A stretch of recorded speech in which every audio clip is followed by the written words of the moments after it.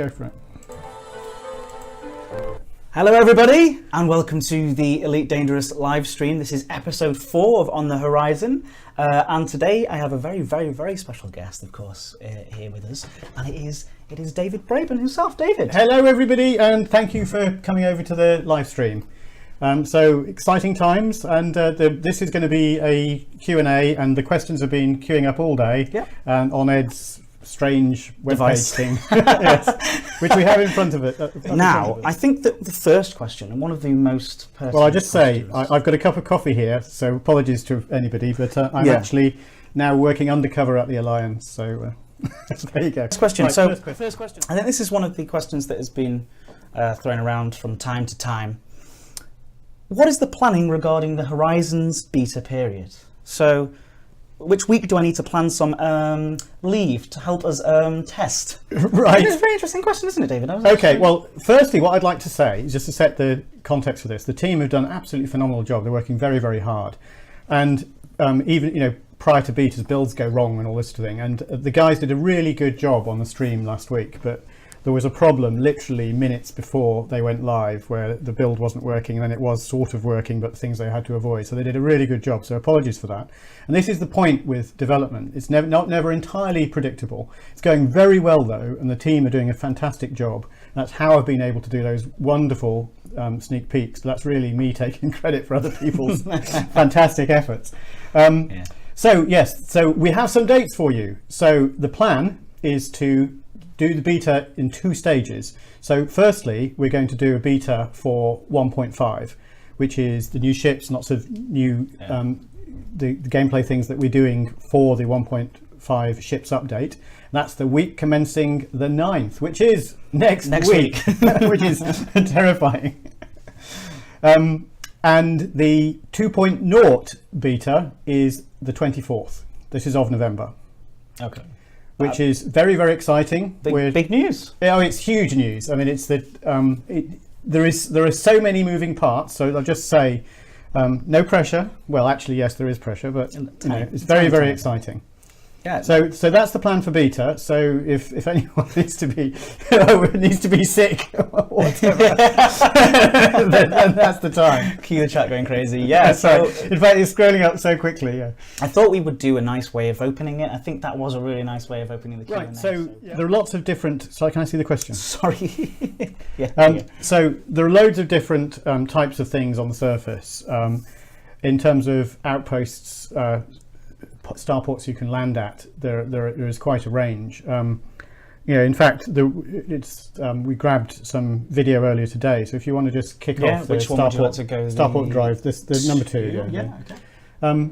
So this is a video we took earlier today. So you see the Type 7 taking off over there, and there it is just hiding behind the frame, which is very annoying. You know what that is, don't you? Federal Corvette, which we haven't. I know Mike's heard a bit of it. So the point is they're quite big. These things they're on these sort of surface settlements, and there is quite a lot of variation between them. And when you land outside, do you want to? Kind of. Do you want to pause it or? Oh no, we can. We go to Starport. So there's another one we took shortly after. It's with all of these. Just looking, you see there's a ship landing on the right. Yeah. And you start to see the size of these installations. They feel much bigger. Actually, they're much smaller, of course, than the orbital stations. But they feel so much bigger because they're on the surface, and you see all the landing pads. Several landing pads on the right. I think that was one of those is a large landing pad. You get that sort of real sort of feeling of scale. But and then the other point is the land around it really changes the feel. So there is actually a lot more variation on the surface than in space anyway, but actually it feels like there's way more because a setup like that, when done in a completely different feeling landscape, feels very different. And the other thing is, obviously starports you're not particularly going to raid, but you can do, because don't forget these all have allegiances. When you've got a really rough landscape with ravines all around it and things like that, one of the questions that I've been asked a lot is over how you can do with these with single players, because I think we've tended to show things where you're showing lots of people all coming together, Yeah. which is great fun, by the way. But can I do this with single player? Of course you can. You can do it in a much more considered way. If you've got a deep ravine, you can come in your SRV completely under the guns. So a lot of the bases have great big guns which are designed for taking out ships like the Corvette, which actually have a hard time getting the SRV anyway because they pan slowly and all this sort of thing. But also they don't decline beyond a certain point. So if you come in a ravine, you're actually out of sight of the big guns. And then it's their smaller defences, things like the skimmers, which you've seen in another video, which can come after you. But they're much more much more dealable with. You can deal with those in SRV. So you could come in and, for example, take out a generator, which then you see all the lights on the base go down. But not only that, the power to the gun goes away. And so you can then call your ship in, which then, as long as you've got all the generators, because with the really big bases, not all of them are powered by the same generator. So you've got to make sure all the lights have gone off. But assuming you've done that, you can call your ship in, it will be all right. Then you can go in the ship and do whatever the next stage of it. So there are things like that are the richness, and so a lot of the variation comes from the landscape as well. With all of this, obviously there isn't infinite variation, but they are laid out so that there are a lot of these, a lot of these. Yeah. It's not just one per system. There are lots per cool. per planet or per moon or whatever, and then it's not just so there are starports. There are also secret bases that you can find and things like that. So there's a lot there to be discovered. I'm sure the explorers amongst you are going to be very excited about exploring every single one of those. Yes. I want detailed descriptions of every one of those on our wiki. That's what I want to see. Loads more questions. We have got a little more lined up for you. Oh, actually, we can show. Why don't we show the other one? Yes. So the other thing people were asking is because this shows more of the base. So it's also time something to at do. the start as well, which is quite cool. So go on, make it big. Yeah, go for it. So this is inside a Cobra. So the first time you've seen inside a Cobra other than the cockpit. And this was me driving literally half an hour ago. We had to race over to here because we thought, Christ, is that the time? Sorry, excuse my language. I didn't mean to say that. Oops. Anyway, here we see, I think this is the same starport we've seen before. There's a little longer bit of footage here. Yeah, so you see more of it, and it's also a different time of day as well. Yeah, so this is actually David driving. It is, and people were criticising me for. Anyway, they by the way, they criticised me for everything, so that's not unusual. Also, annoyingly, there were no ships landing at the time, and we headed over here. So, never mind, we'll use it because people haven't seen what it looks like being deployed. I like that you're following the rules there, going out of the exit door. Yes, I know.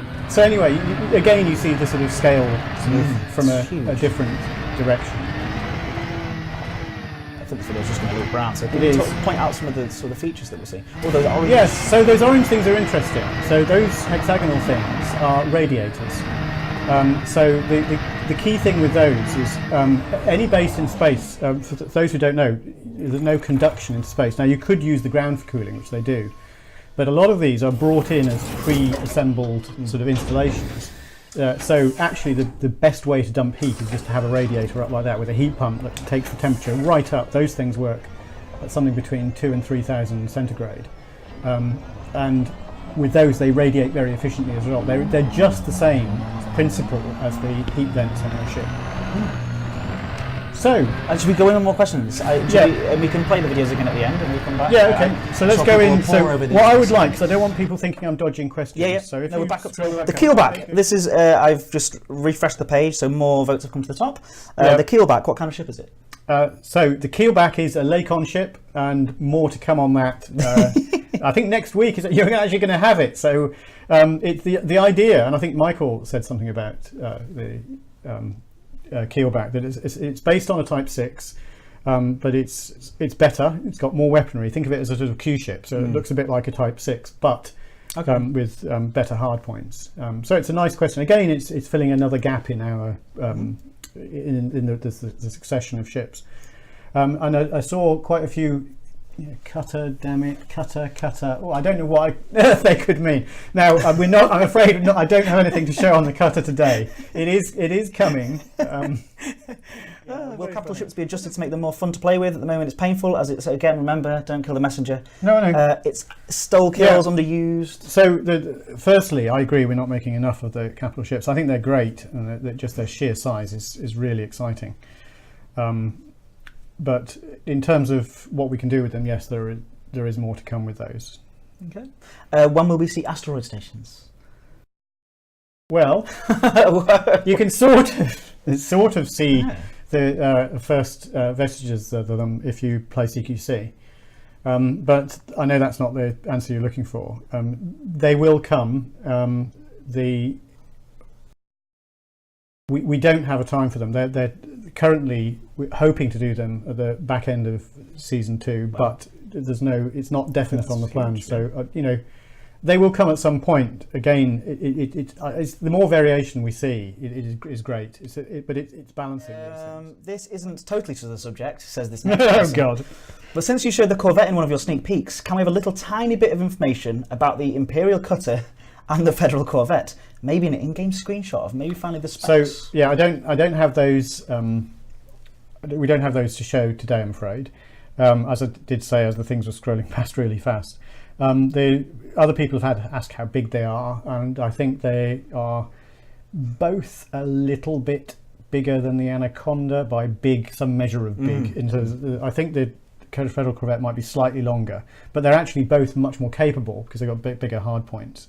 And they're also going to be more expensive. And yes, they both do fit through the docking slot, but it's quite tight. The Corvette, I think, is flatter, isn't it, than the Anaconda? I think. Say something in Russian. Sorry for the Russian. That's all we've got. I'm sorry, we can't speak in Russian. I do apologise. Hopefully, this information will be translated on your forums later. Yeah. But we do. Yeah, I think someone mentioned to me, from what I've seen, the Corvette's actually flatter than the Anaconda. It's not quite as tall, but it's slightly wider. I think it's similar. It just looks flatter because it's wider. Oh, right, okay. I mean, it's the theory of the ships is that in sort of water ships that we have on Earth today, the Panamax, where they're determined by the size of the Panama Canal. They look like a balloon that's been inflated inside some of the really big ones. And the theory is that there is a standard docking slot, and they all got to fit through it. Right. And then the next size of ships are much bigger, the ones that don't have to dock, that then have ships that ferry between. And which you see with things like the capital ships. And these are the everyday fascinating facts that you get from talking with David Braben. Yeah, show the clips again. Yeah, all right. Okay, go. Show the I'll continue talking rubbish while we're showing the clips. There we go. So this is the. So there's the Type 7 taking off. I love that ship. I love that ship. Other non-shark Thargoid species, yes. There you go. Wow! That's a big reveal. Right, for the last, saving it for the last 4 minutes. Very good. Anything on HTC Vive support? Yes, I was playing it today on HTC Vive. Tomorrow, 7 p.m. GMT on this YouTube channel. And so hopefully see you there. And again, thanks so much, David. And also, I'd like to thank all of the people. The Fuel Rats sent me a mug. So did Code. So I got the Hutton guys. Hutton mug, yes. Yeah. And also a huge thank you to the team. I know a lot of the team members will be watching this stream or watching it later. We're taking credit for a lot of really, really great work. And people are putting a lot of love into this game. It's not all coming from me. In fact, hardly any. That's the point. A huge thanks to all those people. As far as I'm concerned, nothing. I don't touch a line of code, of course. But I get to. Well, neither do I. It's sometimes frustrating. I'd love to get in there and type away. It's funny. Well, I couldn't. But it's just funny because I get to come on do these people-facing thing, and obviously get to speak to David and things like that, and then that's such a pleasure. And I know so many. If the guys would love to be able to do this sort of opportunity, so I want to invite as many people onto these streams as possible. But those guys are great, and I really do. Honestly, it's such a pleasure working with such an amazing development team. So thank you to that, and thank you to. I say thank you to the community every time. They know we love them. I mean, they know we love them. But thank you to the community. The community has been so supportive of this game, and it is really, really appreciated. So thank you, everybody. I think we're winding up this thing now. Yeah. I'm off to have a curry. Yeah. Goodbye. Bye.